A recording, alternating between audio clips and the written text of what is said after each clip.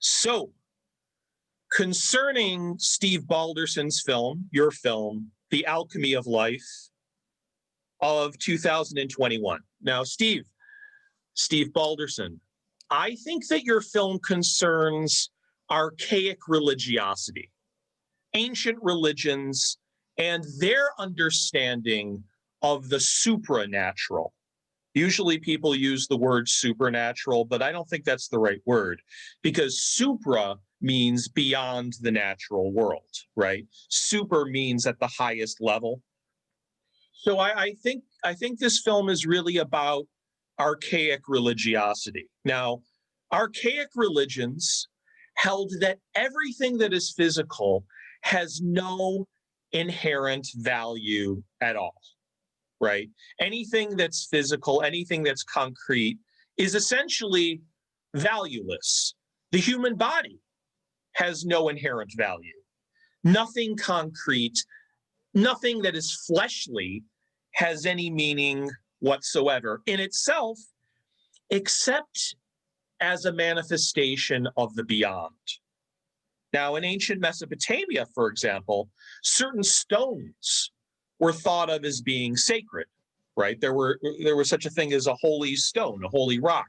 A comet represented the celestial, right? A comet, a thunderstone, was held as being sacred because it came from the heavens. A pearl was thought of as being theophanic meaning representative of the divine, because it came from the sea, and the sea is holy. The sea was thought of as being holy in ancient religions, as was the sky. Marriage is sacred, not because two human beings are coming together and coupling. No, marriage was thought of as sacred because it represents hierogamy. Hierogamy means the union between a god and a goddess. The birth of a human offspring represents the cosmogony, the birth of the cosmos. So whenever a child is born, this is a symbol of the birth of the universe, the cosmogony. The generative act, right, the act that produces living organisms, the act by which babies are made, represents the chaos of creation. A holy mountain, a sacred temple, a holy city represents what was called the axis mundi, the axis of the world, the point where heaven and earth meet. In Christianity, in ancient Christianity, Golgotha, the Mount of Calvary, the place where Jesus was crucified, was thought of as the center of the earth. Whenever someone dies, this was seen as a symbol of the apocalypse, a symbol of the end of the world. Whenever anyone died, that was seen as representative of the end of the world in ancient religions. The death of the universe was represented by the death of any individual. Now, to get more specific, one of the oldest religions we know of, one of the first known religions, was Zoroastrianism, the Zoroastrian religion, which existed 1,500 years before the Christian era, 1,500 years before Christ. And it was the first known monotheism, or at least one of the first known monotheisms, one of the first religions that held that there was only one God. And it was also one of the first religions that held that there was a world beyond the world of the senses. Now, the Zoroastrians believe that the earth will renew itself, refresh itself, renovate itself in the apocalypse by revivifying the dead. So the Zoroastrians believed in the resurrection of the dead. And the resurrection of the dead would lead to the rebirth of the world. Now, this was known as Frashokereti. And I'm going to spell that out in case you're interested. Frashokereti. Frashokereti.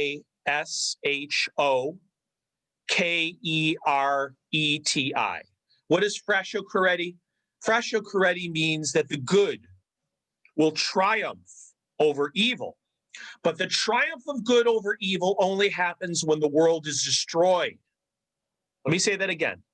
The triumph of good over evil only happens when the world is destroyed, and at the same time, at the time of the self-destruction of the world, the dead come back to life. This is what was believed in the Zoroastrian religion.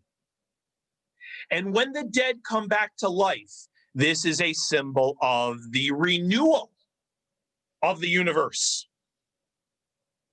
Now, the point is that all of reality is meaningless, except insofar as it is hierophanic. Hierophanic means revealing the sacred.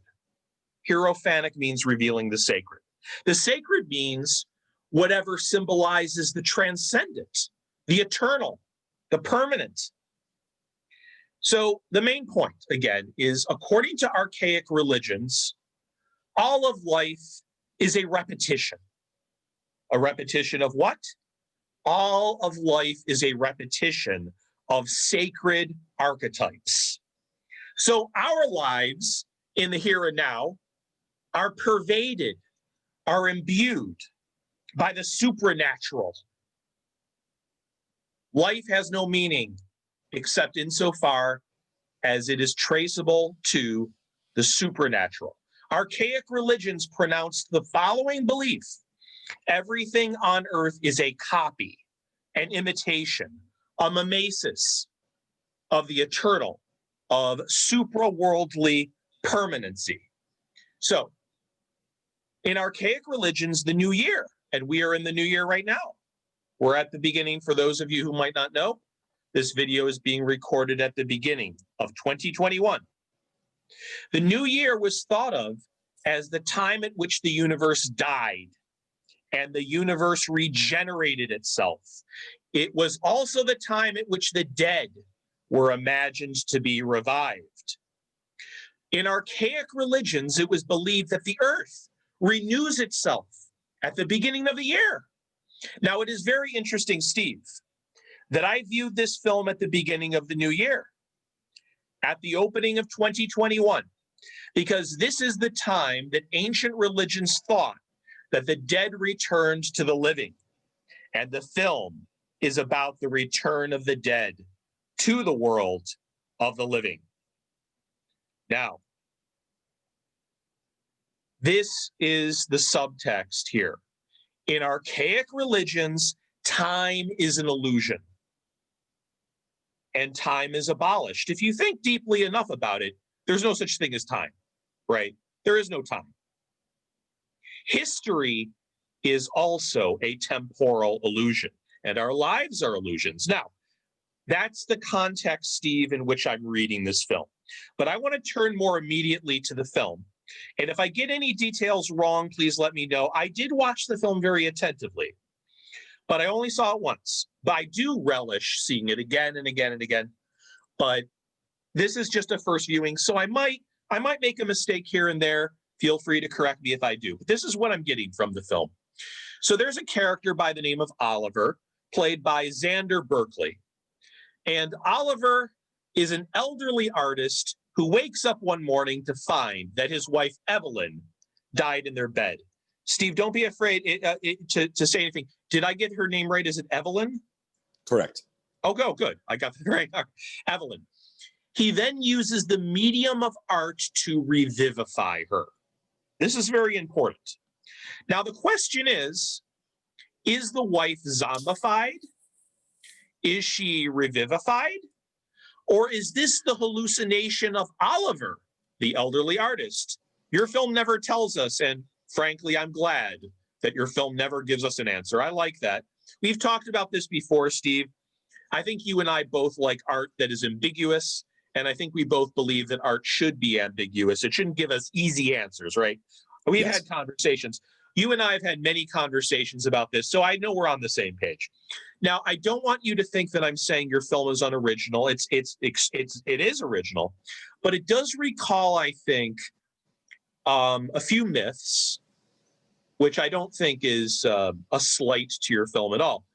The film partly recalls a Greek myth, and that is the myth of Alcestis, in which the Greek princess gives her life to continue the life of her beloved husband, Admetus.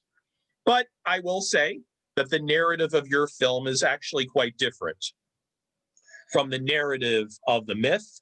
Evelyn in the film doesn't actually give her life to save her husband, Oliver. Not really. Now, the film somewhat, and I only say somewhat, conjures Shakespeare, particularly his play, The Winter's Tale, which was a very late play. It's what The Winter's Tale was called. I'm a Shakespearean myself. The Winter's Tale is called a late romance, and it was first published very late in the first folio of Shakespeare's works in 1623. It's a very Shakespeare wrote it right before he died, interestingly. But anyway, in The Winter's Tale, Hermione, the Queen of Sicily, dies from the heartbreak of being accused of infidelity by her pathologically jealous husband, King Leonatus. Now, at the end of the play, a statue of the dead queen comes to life. But we don't know if we are looking at an animated statue or if this is the resurrected body of the queen. So one of the things I really like about Shakespeare's play is that Shakespeare doesn't give us an easy answer to this question. We, the spectators, we don't know what we're looking at. Is this the revived queen? Is it a statue that is animated? We don't know. In the same way that we really don't know what's going on in your film. And I like that. I like that. Now, this is a strange way to talk about specifics, Steve, but I'm actually going to begin with the moment at which the old man goes to the bathroom. And so at minute 9. Now, this is symbolic of excretion, of expelling the waste, the evacuation of the dead, of refuse, of offal, O-F-F-A-L, in the same way that death is an expulsion of waste. I mean, isn't it interesting that one of the very first things that Oliver does after discovering the cadaver of his wife in their bed is to go to the bathroom? Now, one could just say, well, it's a natural thing. He had to go to the bathroom. But I think this is more meaningful than that. It's very, very interesting that he goes to the bathroom almost immediately after discovering the cadaver of his wife. Very interesting. And this leads me to the next symbol that I noticed. And then he drinks a glass of red wine. Now, I do have to ask you, Steve, was that what he was drinking? Because I thought it was red wine, but maybe I'm wrong. It could have been. In real life, we had a prop of red wine around all the time. So there were takes where he used it, takes he didn't, and things like that. Okay. Well, here's the point, I think. It could appear to the spectator that it is red wine. It's kind of like you're looking at a painting, you're looking at a surrealist painting and you point at a figure and you say, is that an apple? Is that a drop of blood? What is, you know what I mean? It's good. We really don't know, but it could be interpreted as wine, right? So let me get into that. He then drinks a glass of red wine, which in Christianity is a symbol of the unification of humankind with God through the Holy Spirit. But I want to hasten to say something because I think this is very important. And this is very, very important for anyone who has either seen your film or who is interested in seeing your film. And by the way, I think this film, if it's marketed well, will be seen by millions of people. I really do. I'll get into that later. But let me just say this. I don't think that this film is a Christian allegory. I think that would be too easy. I think it evokes many, many religions, not just Christianity. I do think it partly invokes Christianity, but this isn't some simplistic evangelical Christian allegory, not at all. But I do think that moment does evoke Christianity, ancient Christianity. But I don't think the whole film does. As I said earlier, if anything, it evokes Zoroastrianism, which predated Christianity by more than a millennium. It evokes ancient Judaism. I mean, the ancient Judaic religion. It goes way beyond Christianity. So I just want to say that because I think we have too many Christianized films on the market right now, and I'm happy to say that this is not one of them. So I'm happy to say that. So let me move on. All right. This might actually, you know me well enough, Steve, that this probably won't surprise you. Do you know who my favorite character in the film was? Sam Cooke. My favorite character in the film was Sam Cooke with his eggs and his insistent offer that he deliver eggs to Oliver and his wife. I don't think this will surprise you because you know me well enough to know that I like marginal characters, right? And by the way, this is in Shakespeare. As a Shakespearean scholar, I can say this, and I've written about this, by the way. I'm writing a book on Shakespeare. The most important characters in Shakespeare are the characters that seem to be marginal, peripheral. It's so interesting. And I write about this in various chapters in my book, which hasn't been published. I'm not done with it. But it's so interesting that if you look at it like in Rome and the tragedy, the most lamentable and excellent tragedy of Romeo and Juliet, the most important characters are not Romeo and Juliet. It's Rosalind. Rosalind, this marginal character we never actually see. She is the most important character of them. Anyway, Sam Cooke, I would argue, is pivotal to this film. But let me get into why I think that. So Sam Cooke is bent on delivering eggs. This is his only role in the film. It is true, but it leads me to think that egg delivery is his reason for existing. And what are eggs other than the symbols of birth? And in this context, the egg is a symbol of rebirth. Now, at minute 33 of your film, there, I believe, is conjured the myth of Pygmalion. Pygmalion, as we know, was an artist who never wanted to get married. So what did he do? He sculpted an effigy of the ideal woman for him, right? And then, of course, that ideal woman came to life. And there is, at minute 33 of your film, a Pygmalion-like moment when Oliver is being embraced by his revived wife from behind. Oliver is being embraced by his revived wife from behind while he is painting a replica of his wife. Now, at this moment, art has ceased to be art anymore, right? Art is no longer art when it ceases to be a copy of reality and when it becomes reality itself. So art is no longer a copy. Art becomes the model. Art becomes the real. And it is such an interesting scene. I hope that someday, Steve, this film will be shown in art schools. It should be, because that scene is a paradigm. You have a creation embracing the artist from behind while he's creating another replica. I mean, it's just amazing. It's just it's an amazing allegory about art and life, I think, but also creation that is not just artistic creation, but creation itself. Anyway, let me get into other moments that I liked. Minute 51, excuse me. Minute 51 is really a shocking moment, and I think it will shock audiences. It's a shocking moment in which Oliver accidentally perforates the painting with I think it's a chisel or something. So Oliver perforates the painting on which he is working, and it bleeds, as if again art becomes life and ceases to be a simulation the moment at which art becomes indistinguishable from the model. Now, this is in the context of a dream. Oliver is having what seems to be a fever dream. So the dream is really a figure of what he has done in the film, which is recreate his wife through the medium of art and bring her back to life, or so it seems. So what seems to be a work of art is actually the real living organism. And in a way, this is tragedy.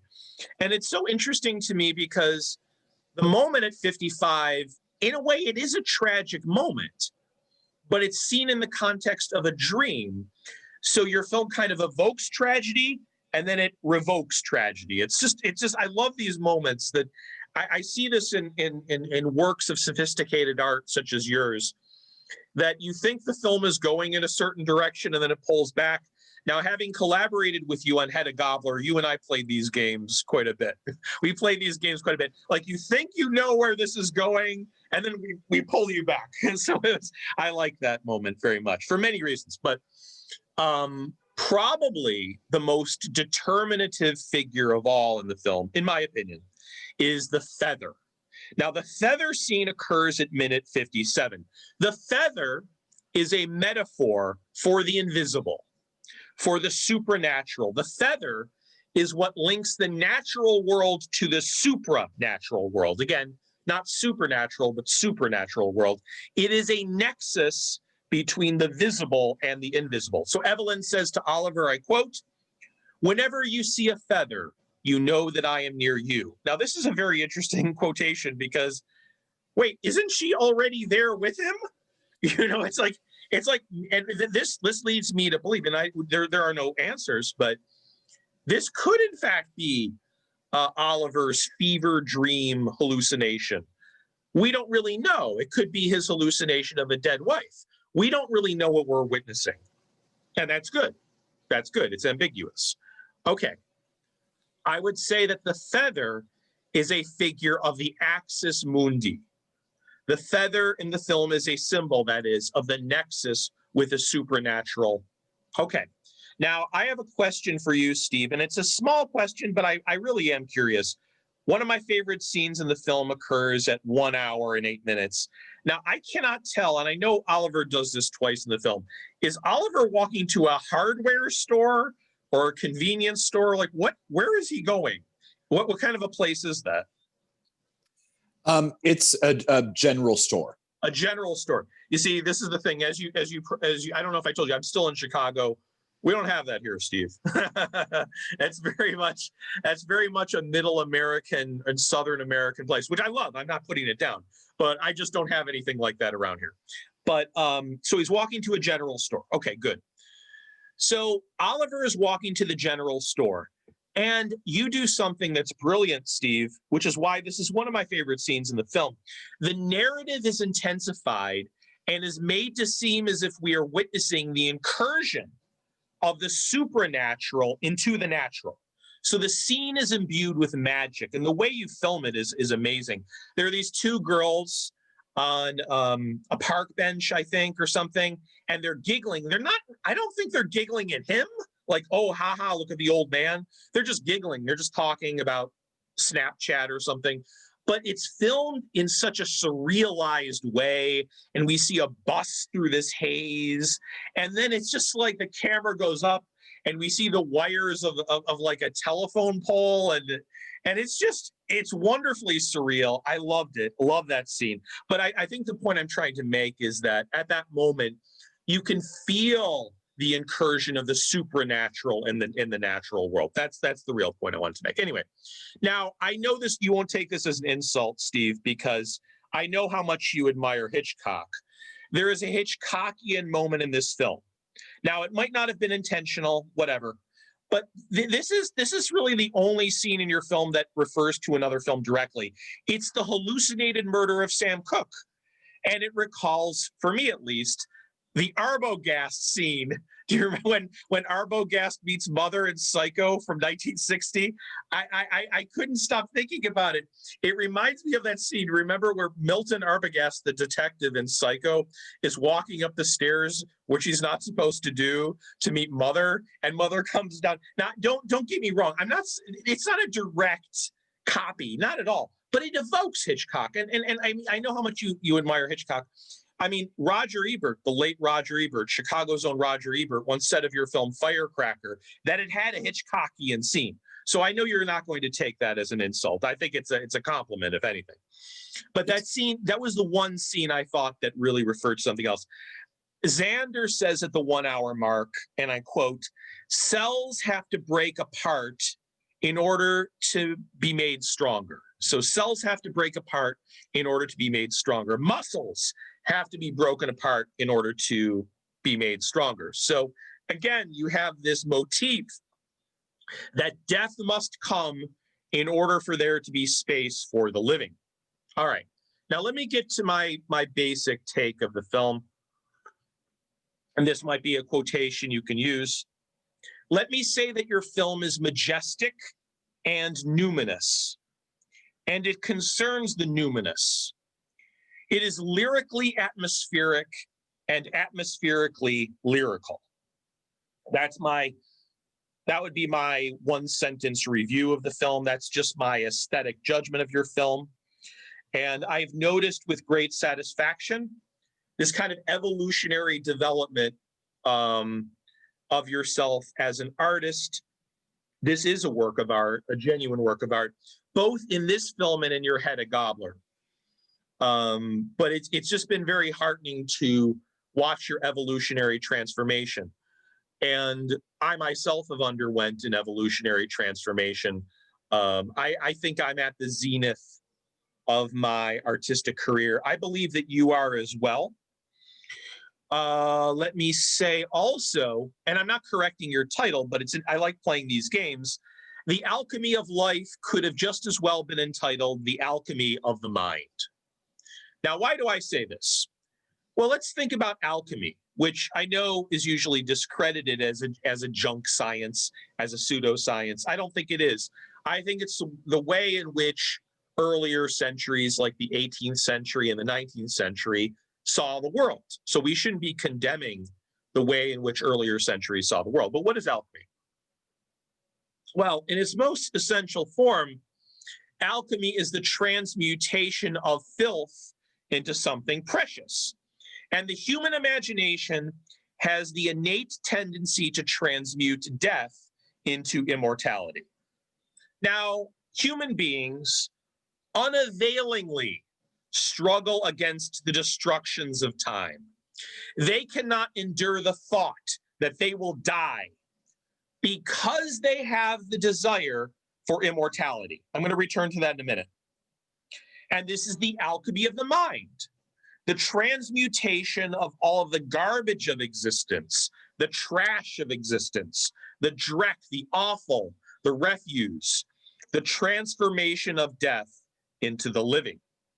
Now, I do not believe that it is possible to regenerate the past. And I don't believe it's possible to abolish time. But I do know that the desire to regenerate the past and to abolish time is a persistent, yet fragile, and recognizably human desire. So again, I do not believe that immortality is possible, at least not immortality on the earth, but I do believe that each human being desires immortality, and artists, such as yourself, desire immortality more passionately than most other human beings do. So this is my theorem. This is my main takeaway here. We do not desire immortality because we are afraid of death. No. We are afraid of death because we desire to be immortal.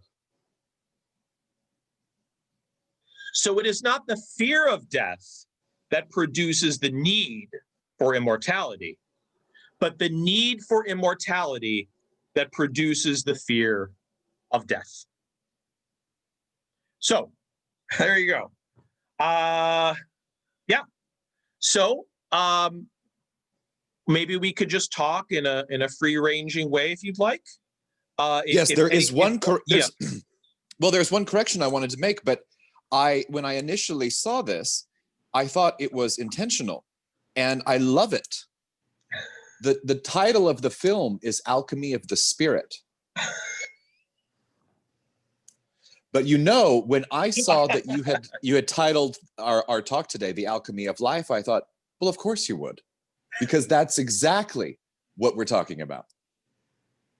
And I love that happened, because it's exactly what you just said. Okay, that's good.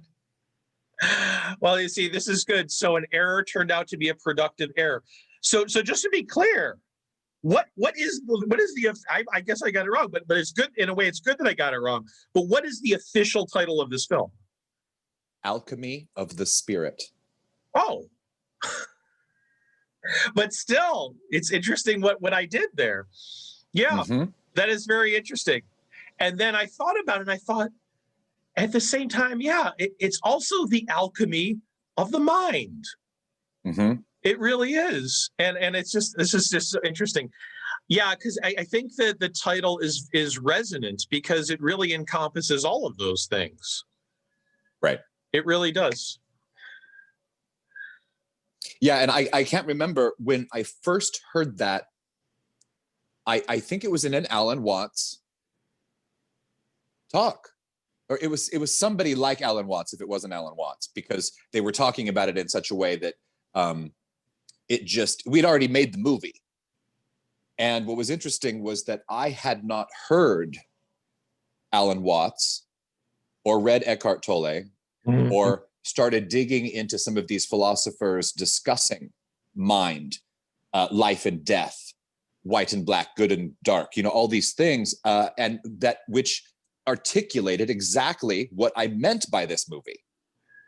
But I hadn't known this before, so I've been obsessed for the past, 6 months while we've been in post-production, just soaking up all of these different ideas and discussions about death and rebirth and ongoing and the human and the mind being the only way the universe exists.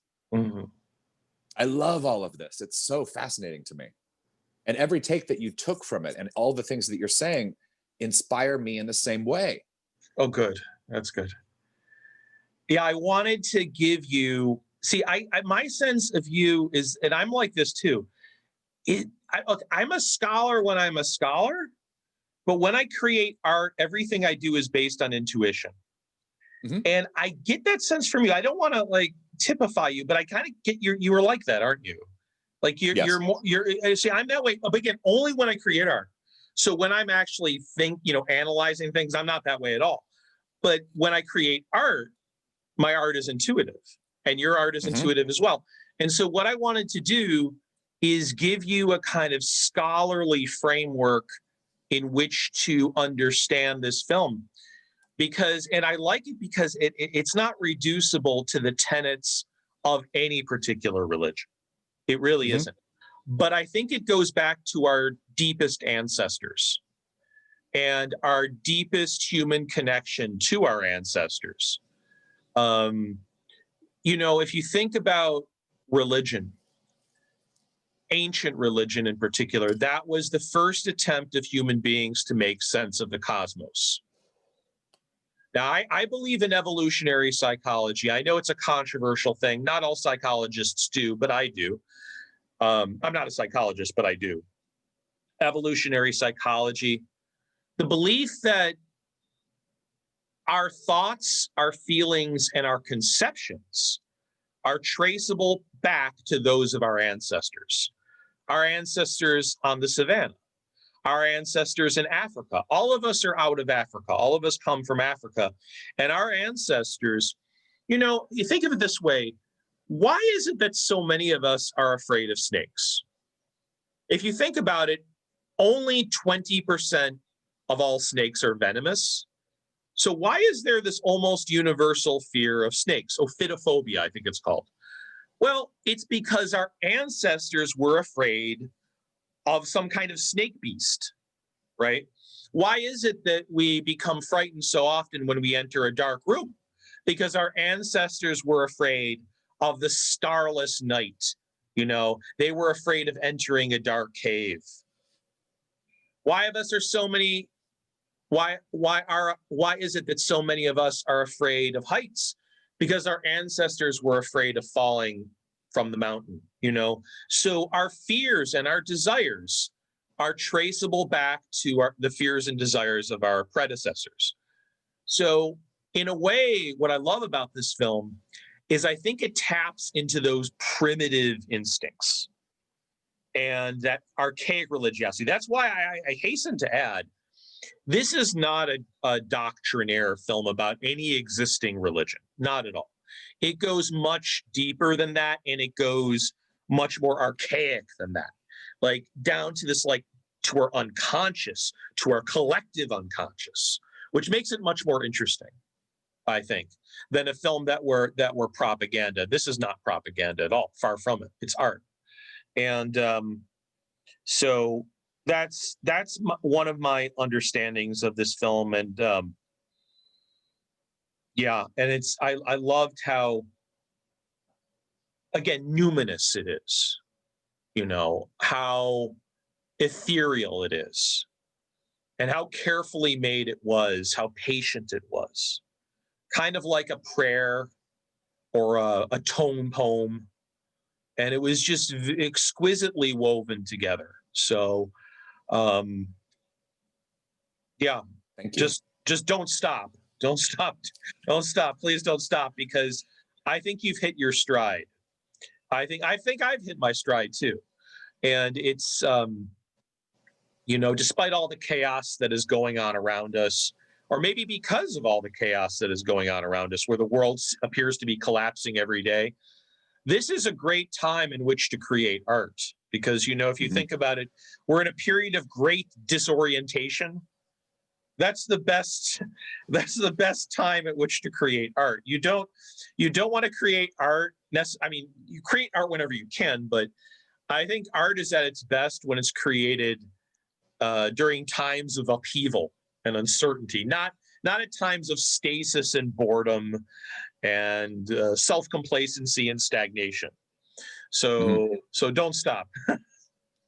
I have no intention, but it's also interesting because things, especially, let me tell you how this came about, the genesis of this, because I can't remember if I told you this or not when we were on the phone once, but over the course of time, anytime, if an image comes to mind, I make a note. I sketch it, I draw it, I put it away, because I don't know what that image is tied to yet.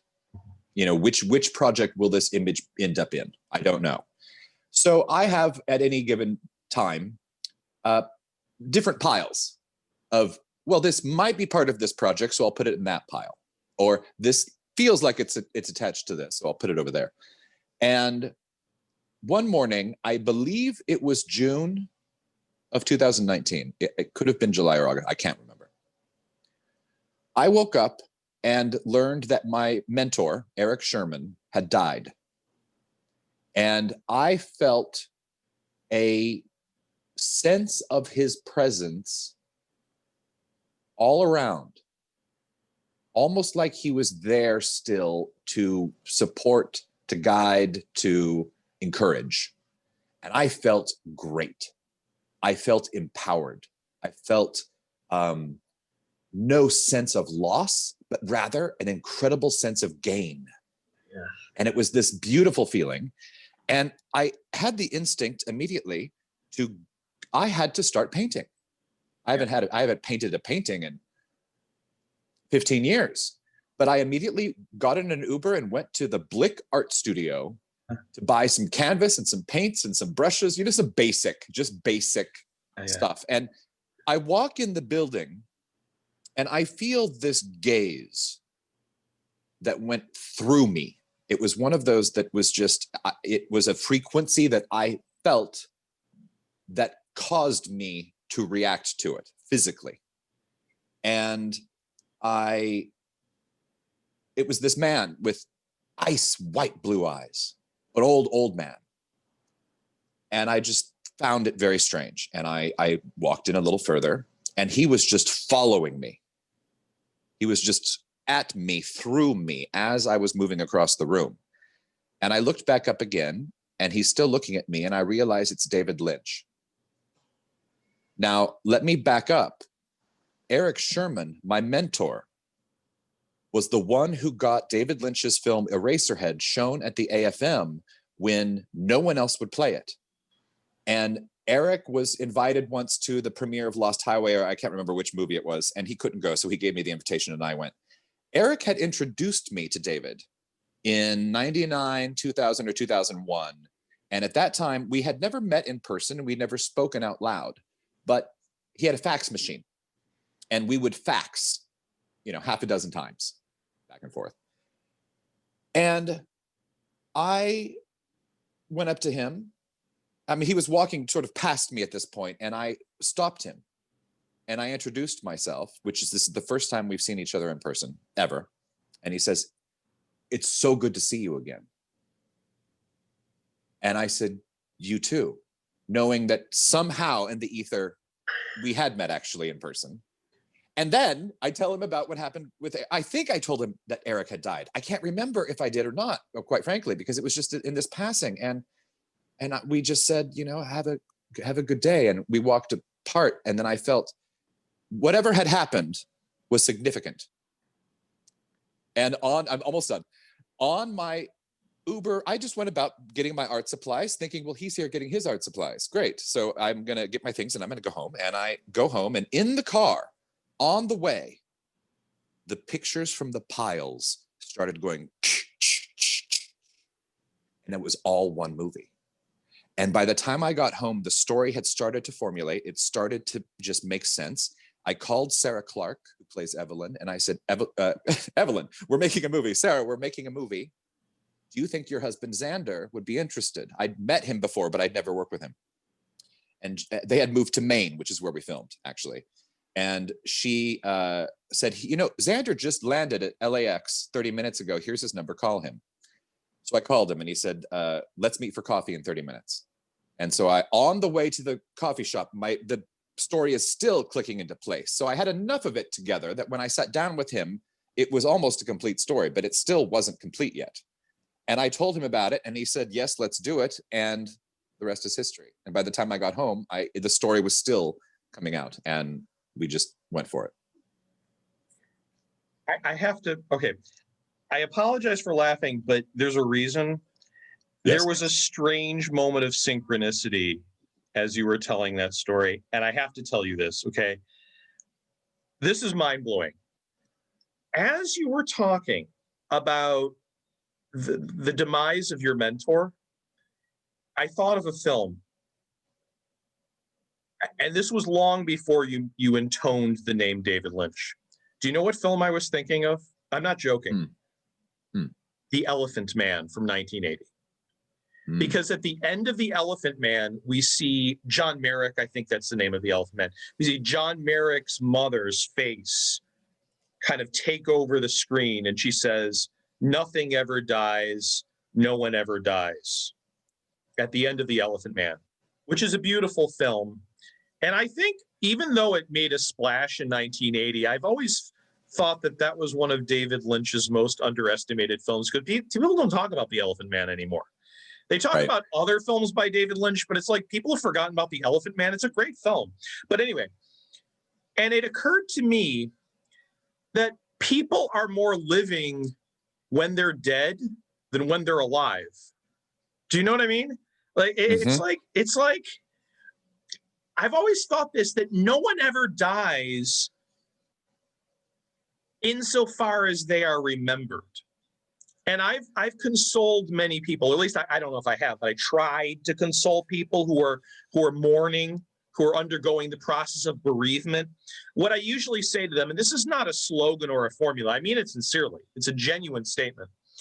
Whenever someone tells me, you know what, my mother died, my brother died, my husband died, my wife died, I always say to them, no one ever dies. I am quoting intentionally The Elephant Man. But I say, people only die if you forget them. And if someone has an impact on you, if someone leaves an impression on you that's enduring, that person will never die. Because what has happened is that we're not like autonomous free agents. We don't create ourselves. We are created, but we don't create ourselves. And we are the sum total of all the things that happen to us. We're more than that too, I believe. But we are also the sum total of what happens to us, or I should just say the totality of what happens to us. So the people you know leave an impression on you. And this is one way of thinking of the dead, that the dead still have a bearing on the living. Now, the worst thing that could happen is oblivion. And when I say oblivion, I don't mean death, I mean forgottenness, right? The worst thing you could do to someone is forget that person. And I also believe, we both know about Watch Out. One of Jonathan Barrow, I don't want to get into that too much, but Jonathan Barrows was an expert in insulting people, right? And I thought about, at the time I was writing the book, I thought about like the worst insults you could possibly hurl at someone. And it occurs to me that the worst insult is really simply forgetting someone, which is something that Jonathan Barrows never was smart enough to do. I don't want to get into that too much, but I'm just saying that. Yes. But you know what I mean. You know what I mean. Mm-hmm. That insofar as a person is remembered, that person is more radiantly present, is more livingly, lifefully present than when that person was alive. I know it's a paradox, but it makes sense, doesn't it? It does. I mean, I felt the same when Karen Black died. And the speech that Evelyn gives to Oliver about the unknown and knowing that you're truly alive was what Karen told me before she died. Wow. So this is a very personal film. This is a more personal film than I thought it was. And there are also things in it. I'll use the word alchemy just because it's part of the title, but I've always sort of done this. If I bring a part of my being, whether that's ancestral or experiential, into the thing that I'm creating, it's a little bit of magic, I feel. So for instance, in my film Firecracker, the mother's name that Karen Black played was Eleanor White.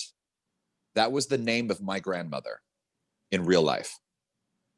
And when my grandmother had dementia and I went to see her and she looked at me directly with total focus and said, "This is a miserable existence,"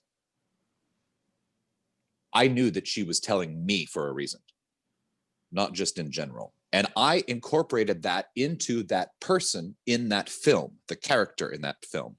Yeah. Now, that movie was based on a true story, so those were actual people's parts that they played, but their names had been changed.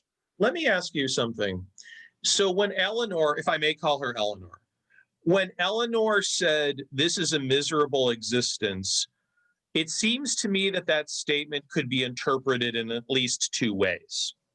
On the one hand, she could be pointing at her existence and saying, you know, my existence has been miserable. But she could also be talking about the world.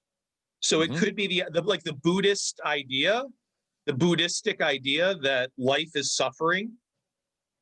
And if you look at the Hebraic Bible, the so-called Old Testament, that book says many things, but one of the things that it clearly says is that human beings are in a fallen state and that existence is fallenness.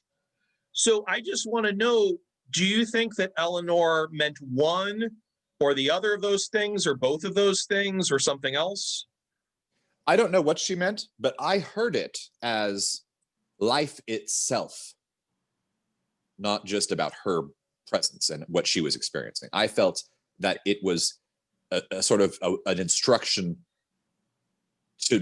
because she knew I heard it that way, so she told me, and she didn't tell my sister. She didn't tell the other person. You know, she told me, and that's how I took it. But I've always done that. So in Alchemy of the Spirit, her husband, my grandfather, who had taken lots of photographs, but they were sort of dark, whereas my father's father took lots of photographs, but they were full of emotion and faces and sort of goodness. So I have a little bit of the goodness of the emotional of the character's face, and then I also have this darkness at the same time woven in what I do.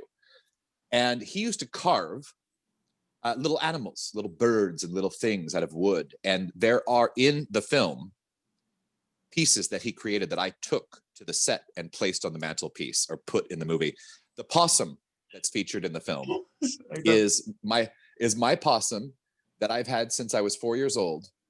And he made an appearance in a cameo in Firecracker, and he had a cameo in another film. And this is his third appearance, but I knew he had to come. He lives in Kansas at my father's, but I said, I've got to have him in this movie. You've got to send him, because this is how it came about. When I was 4 years old and I went to see Santa at the mall, and the old man said, you know, what would you like from Santa? And I said, a possum. And he was looking at my mother, and my mother's like, I don't know, you know, and I would not let go of it. You know, wouldn't you like a toy? Wouldn't you like a fire? Wouldn't you like a fire engine? Wouldn't you like whatever? I want a possum. And I was not going to budge. And sure enough, I came down, you know, the morning, Christmas morning or whatever, and there was a possum from Santa. And my mom had, you know, the week before somebody had accidentally trapped one and it was dead. And she said, I need it. She took it to the taxidermist. And I named this possum Clarence. And he has a very good spiritual energy about him. And so I brought that into the movie. I mean, there were things that were, and I encouraged the others too. You know, I encouraged my actors to bring their own clothes. I encouraged the people of the crew, my cameraman, Hanuman Brown Eagle, who was the cinematographer. His mother had some old vinyl records. And I said, bring those for the props because you're going to bring your energy into it also. I have some just banal questions. I know we're talking about high-end concepts, but just some more banal questions. Was this filmed in Kansas, this film? No, it was filmed in Maine. In Maine. An Yeah, hour. It didn't look like Kansas to me. Yeah. No, it was an hour or so east of Portland in a little tiny town with maybe a mile in diameter. Yeah, that's what it looked where like. Where they have like a general New store. England. It really looked like a New England town. The other thing is, and again, I've only seen this film once, but did I see, and if I'm wrong about this, I'm sorry to waste time, but Xander Berkeley, did he also do the art design? Those are all his actual paintings. How did you meet him? I've known Sarah, his wife. That's for years. Right. Okay. And sometime I had a birthday dinner and she brought him. So we'd talked before. A mutual friend named Kathleen Wilhoit, the actress, at this birthday dinner in 2017 or 18, said, you know, Xander has this property in Maine. And she that was the initial planting of the seed. So when I was first finished with the film, I shared it with Kathleen first before anybody had seen it. And she said afterwards that one of her greatest fears is the fear of death. And that at that moment, she didn't have it anymore. And that was a really interesting thing that it was special to share it with her because it sort of started with her. So this is a far more personal film than I thought it was. And I would never have known this had you not told me these anecdotes. So I have a question about the Mink Stole character, whose name escapes me. I'm sorry. Alex. Alex. Now, she's a kind of art broker, isn't she? She's art like his dealer, agent. His agent, but she's also, she's kind of like an art broker. Well, she's the agent, fine. And I couldn't help but think, in many ways, she's a very kind of sinister character. She seems to be friendly, but she's not quite as friendly as she seems. And I'm wondering, is that your commentary on the art world or the art industry? Does she epitomize your kind of ambivalent feelings toward the art industry? Because she's not entirely a trustworthy character. No, she's not. And she is also, I mean, the same goes in the film business. And I would imagine the literary world also. It's the broker who, they don't care what it is you're making as long as they're getting their good commission. And they don't understand good art.